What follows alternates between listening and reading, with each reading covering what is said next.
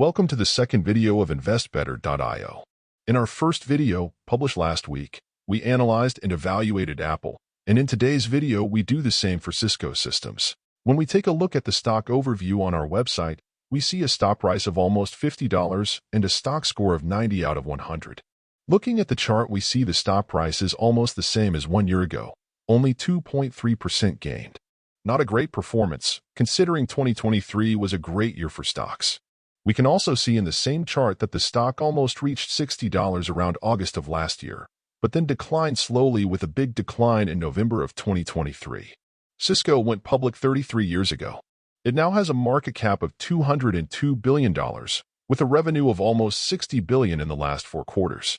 In that same time, they posted a profit of $13.6 billion, or $3.31 per share. This is a great profit margin of 23.4%. The current PE ratio is just below 15 with a forward PE ratio of 13. This seems low, certainly if we look at the margin and sector, but later we will take a closer look because maybe it is because of low growth expectations in the future. They did pay a dividend of $1.56 in the last 4 quarters, or 3.13% dividend yield. Now let's move on to some financials. We see a revenue of $58 billion in the last 4 quarters, 1.8% higher than fiscal 2023, and in the last 5 years we see a compounded annual growth rate of 2.26%. The growth is slow and steady, interesting for dividend investors, but maybe also the reason for the low PE ratio. For the net income, we see a growth of 7.7% in the last year, and almost 3.2% compounded annual growth in the last 5 years. This is better growth than the revenue, which is a good sign. Looking at the free cash flow, we see a dip of 8% in the last year, but still a growth of 3.2% on average in the last 5 years. Looking at the table, we see 2023 was a great year for Cisco. Revenue went up 10.55%. The net income grew by only 6.7% that year, so compared to 2022 we saw the net margin go down. But in the last 4 quarters we see it grow again to almost 25%. In the last 10 years, Cisco doubled its earnings per share from $1.49 in 2014 to $3.07 in 2023. We already saw Cisco scored 90 out of 100 points on our scorecard. Here we see that for valuation it has a higher price-to-sales ratio than we like to see.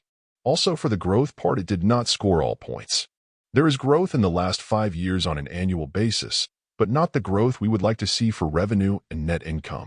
For management, profitability, and financials, it scores all the points. In the table for dividends, we also see low growth there, similar to what we saw for revenue and net income. And analysts expect revenue to grow by only 1.2% in the next year, but for earnings per share they expect a growth of 30%. In the charts we see a lot of data, but in a visual way. We see the major growth for revenue in 2023 and a similar image for free cash flow. We also see the shares outstanding decline every year, the first way Cisco is rewarding its shareholders. This way future profits are divided by fewer shares, increasing the earnings per share. Another way to reward shareholders is dividend, where we see a growth every year for the last 10 years. The cash and debt are in a very good balance right now, and it has a very nice return on invested capital. Not just in the last year, but since 2019 we see very high percentages. Finally, we see the margins increase slightly during the last 10 years. Taking a closer look at that dividend, we see the dividend in the black line, compared to the earnings per share in blue, and the free cash flow in green. We see they are very capable to pay this dividend. The current payout ratio is 46.5%. which means there is also room to keep increasing this dividend in the future. Next are the analysts. Do not follow analysts blindly, but use their data in your own research and valuation. We see the average price target is just over $61, giving it a 22% upside from the current stock price. The most positive analyst has a price target of $160, while the most negative analyst has a price target of just $44, meaning a decline of almost 12% in the stock price. For the next few years, we see small changes in expected revenue of only 1.22 and 3.6%. Net income is expected to grow between 3 and 7% per year, and we see a major increase in the expected earnings per share for next year, 30% like we saw before. Last November and December, there was one analyst with a sell rating, But currently there are 27 analysts with 11 buy recommendations and 8 strong buys. After we saw a lot of data and expectations, let's make our own valuation for Cisco stock.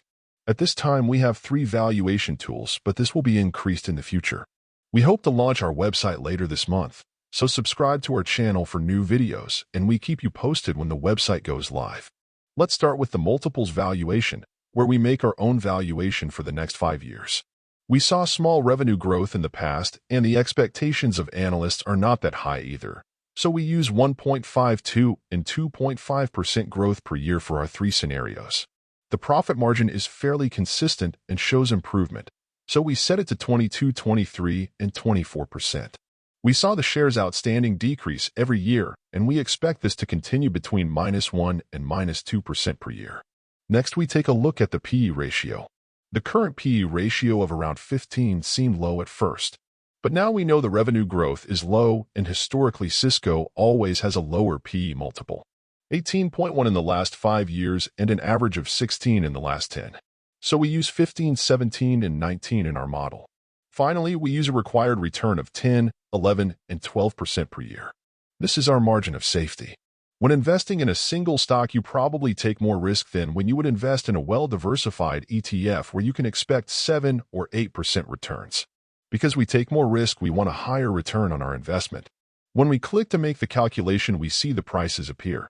These are the prices we are willing to pay based on our predictions and required return. All 3 are in red, meaning that they are lower than the current stock price, so at this moment it is not interesting to buy the stock. But this is based on our input. Your predictions might be different, or you have a lower required return, and that way the stock might be interesting at the current price. When we click Show Calculations and scroll down, we see the calculated data. In the bull case, we see the revenue grow to $65.66 billion in the next 5 years. With our profit margin of 24%, this means $15.76 billion of profit, or $4.29 per share. Multiplied by our PE of 19, that would mean a stock price of $81.52 in 5 years. Compared to today's price, that indicates a 10.3% growth per year. A nice growth, but not the return we required. In the discounted cash flow valuation, we take a look at the free cash flow for Cisco. We saw a decrease of 8% in the last 4 quarters, but also an increase of 49% in 2023. The averages for the last 3, 5, and 10 years are between 3 and 6%, so we take 4% for our valuation. With a perpetual growth rate of 2.5% after the 10 years of our valuation and a discount rate of 10%, we click Calculate. A green box appears showing a price of $65, higher than the current price, so based on these expectations, the stock price might be interesting. Finally, we take a look at the valuation of Peter Lynch. He always drew charts with the price on one axis and the earnings per share on another axis. They should correlate because Peter Lynch said that prices always follows earnings, or sometimes price rose or dropped based on expected earnings. In the chart, we see the stock price in black and earnings per share in blue. They show a similar pattern, except for 2017 when earnings per share were negative. In the last 10 years, we see the price is much more volatile, but since 2018 it always corrects itself and meets the blue line again, except for the last 2 years. So based on this chart and expected earnings per share in the future, you might expect the stock price to go higher to maybe $65 or $75 because this chart indicates it might be undervalued at this time. But that is how we look at Cisco stock at this moment. 2 out of 3 valuation tools say it is interesting, but the multiples valuation says we should wait for the price to drop or lower our required return. But what do you think of Cisco stock in this video? Drop a comment down below and subscribe to our channel to never miss a video. Thanks for watching, and we hope to see you next week.